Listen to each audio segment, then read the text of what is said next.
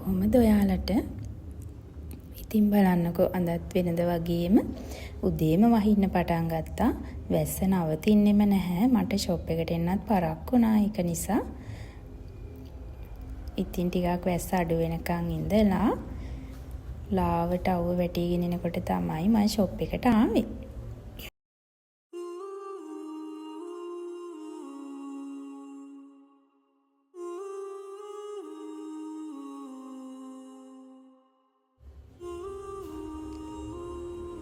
අදත් ඉතින් මට ඇවිල්ලා මුලින්ම කරන්න තිබුණේ සාරි එකක් වර්ක් කරන්න. රෙන්ට් එකට ඉල්ලපු සාරි එකක්. මට ඒක ඉතින් හදන්න ටික වෙලාවක් ගියා. මේක ඒ නංගිට හදිස්සි කියපු නිසා මම ඉතින් අදම මේක ඉවර කරගන්න කියලා තමයි හැදුවේ. එයාට මේක ෆස්ට් විටෝන් අඳින්න ඕනි කියලා කිව්වා. මම මේකට කරේ බෝඩ් එකක් ඇටච් කරගත්ත එක විතරයි. මේ බෝඩ් එක අඟල් 2ක වගේ බෝඩ් එකක් මම ඇටච් කරගත්තේ. අද මම මේකට පාවිච්චි කරේ B6000 කියන ගම් එක. මේක සාමාන්‍යයෙන් ගෑවට පස්සේ අර ඇඳුමේ අර ගම් එක ගෑවම කහ පාට වගේ පේන ගතියක් නැහැ. ගම් එක වේලුණාට පස්සේ හොඳට ඇලවෙනවා එකපාරින්ම. ඉතින් මම මේ සාරියකට බෝඩ් එක විතරයි ඇටච් කරගත්තේ. ගොඩක් චාම් විදියට තමයි හැදුවේ. ඉතින් ඒ වුණාට ඒක ලස්සනටම තිබුණා. ඒ නංගිට ඕනි කිව්වේ ඒ විදියට. එයා මේක කලර්ස් එහෙම තේරුවෙත් එයාම තමයි යාට ඕනි විදියට ඩාර්ක් ග්‍රීන් එකෙන්. ඉතින් මම ළඟ තියෙන බෝඩර්ස් වලින් එයාට කැමති බෝඩ් එකක් තමයි මම අල්ලගත්තේ. මේ බෝඩ් එකත් එයාම තමයි සිලෙක්ට් කරේ. එයාට ලස්සනයි කියලා හිතෙන බෝඩ් එකක්. ඉතින් ඇත්තටම එයා හිතපු විදියටම සාරි එක නම් තිබුණා.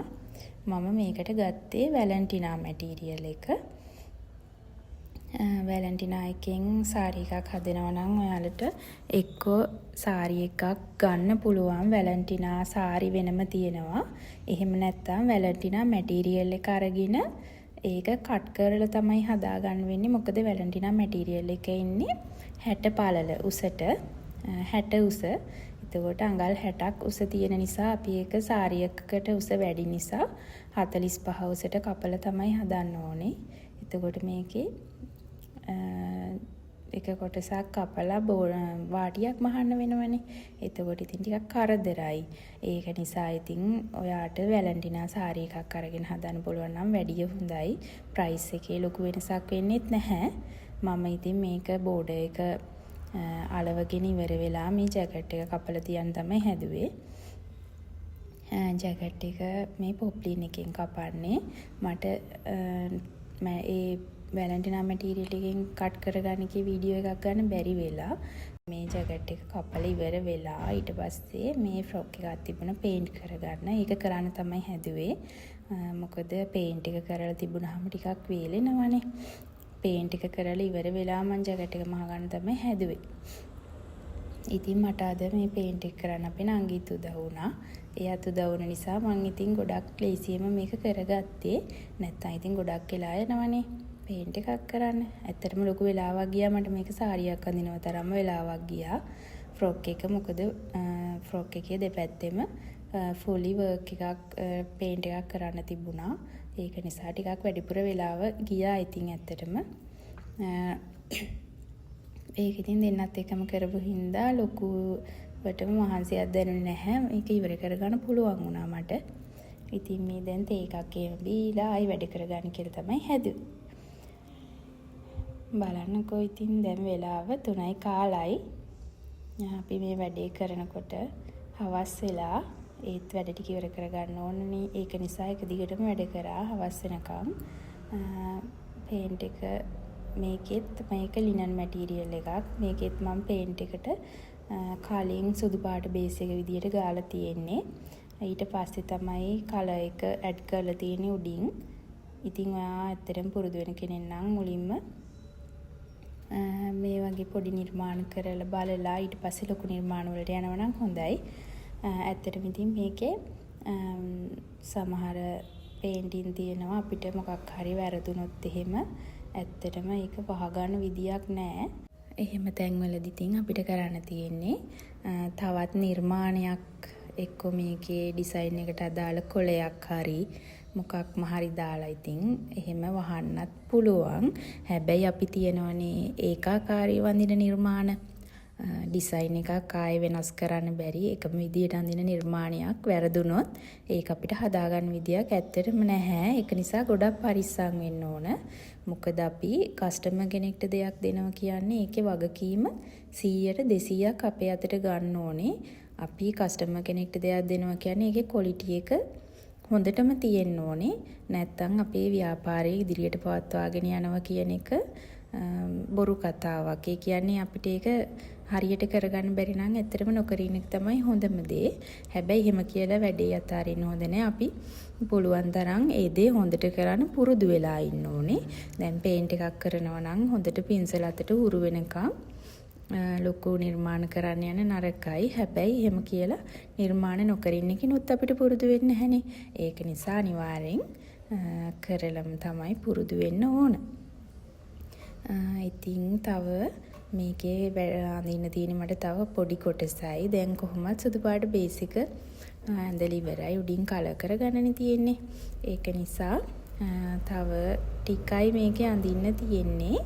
ඉතින් ඒකත් ඇඳලා ඉවරුණාට පස්සේ මේකේ ෆයිනල් ලුක් එක කොහොමද කියලා අපි බලමු.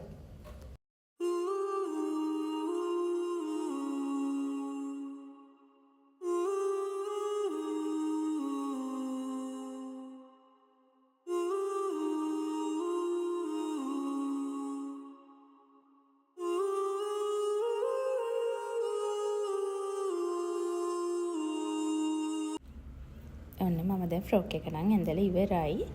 මම ඒකේ ෆයිනල් ලුක් එක කොහොමද කියලා වීඩියෝ එකේ අන්තිමට දාන්නම්. දැන් මේ ජැකට් එක මහලා ඉවර කරලා බෝඩර් එක අල්ලගන්න තමයි හදන්නේ. මේක නම් මම කරේ ඊළඟ දවසේ. මොකද කලින් දවසේ මට වෙලාව මදි වුණා. මේ ඊළඟ දවසේ ඇවිල්ලා තමයි මේ බෝඩර් එක ඇටච් කරේ ජැකට් එකේ අත් දෙකට. මේක ඉතින් අර පොඩි ගැළපීමක් තියෙනවනේ ජැකට් එකටත් ඒ බෝඩර් එක දාගත්තට පස්සේ. ඉතින් මම ඒක නිසා ජැකට් එකටත් ඉතින් මේ බෝඩර් එකම දාගත්තා. අපි ඇඳුමක් ෆස්ට් රිටර්න් දෙනකොට රෙන්ට් කරනකොට අපි ඒකේ ගාණ ටිකක් වැඩියෙන් තමයි දෙන්නේ ප්‍රයිස් එක. ඊට පස්සේ දෙවනියට අඳින කෙනාට එතකොට අපිට එච්චර මුදලක් අය කරන්න ඕනේ නැහැ. ඒකේ ගාණ අඩු වෙනවනේ. එහෙම තමයි අපි රෙන්ට් කරනකොට ඇඳුමක් දෙන්න ඕනේ. මොකද ෆස්ට් රිටර්න් අඳිනවා කියන්නේ යාටම තමයි ඒ ඇඳුම මුලින්ම හදලා දෙන්නේ අපි. එතකොට ඉතින් අපි ඇඳුමේ වටිනාකම අපිට යන කොස්ට් එක හැම දෙයක්ම ඉතින් ඒකෙන් අය කරගන්න ඕනේ. නැත්නම් අපිට ලාභයක් එන්නේ නැහනේ. ඒක නිසා අපි ඊළඟට දෙන කෙනාට එතකොට දෙන්නේ තව කෙනෙක් ඇඳපු ඇඳුමක්නේ. එතකොට අපිට ඒකේ වටිනාකම ටිකක් අඩු කරලා දෙවනියට දෙන කෙනාට දෙන්න පුළුවන්. අපි බ්‍රයිඩල් සාරි එකක් වුණත් රෙන්ට් එකට දෙනකොට ඒ විදියට තමයි දෙන්න ඕන. ඒකයි ෆස්ට් රිටර්න් දෙනකොට ටිකක් ගාණ වැඩි වෙන්නේ. ටිකක් නෙමෙයි බ්‍රයිඩල් නම් අපි ලොකු ප්‍රමාණයක් ගාණ වැඩියෙන්නේ දෙන්නේ. මොකද ඒ ප්‍රයිස් එක බ්‍රයිඩල් සාරි එකක් හදන කෙනෙක් දන්නවා. බ්‍රයිඩල් සාරි එකක් හදන්න කොච්චර මහන්සි වෙන්න ඕනද කියලා. ඇත්තටම ඉතින් ඒ ප්‍රයිස් එකක් එහෙම නොගෙනත් බෑ. මොකද ඒක සරලයි වගේ පේනුනට ඇත්තටම ලොකු සංකීර්ණ ප්‍රොසෙස් එකක් ඉතින් ඒකේ තියෙනවා. ඒක නිසා තමයි ෆස්ට් රිටර්න් රෙන්ට් එකයි ඊට පස්සේ දෙවනියට සෙකන්ඩ් රිටර්න් එක දෙනකොට රෙන්ට් ප්‍රයිස් එකයි වෙනස් වෙන්නේ. මොකද ඕනම කෙනෙක් කැමතිනේ අලුතෙන්ම Tamanටම හදපු ඇඳුමක් අඳින්න. ඉතින් ඒක නිසා තමයි මේ ප්‍රයිස් දෙක එච්චර ગેප් එකක් එන්නේ. ඔන්න බලන්නකො සාරි එකේ ෆයිනල් ලුක් එක කොහොමද කියලා. ඉතින් මේ විදිහට තමයි සාරි එක හදලා ඉරුණාට පස්සේ අන්තිමටම සාරි එක තිබුණේ. මේ නංගිටත් ඉතින් ඒක ඇඳම ගොඩාක් ලස්සනට තිබුණා.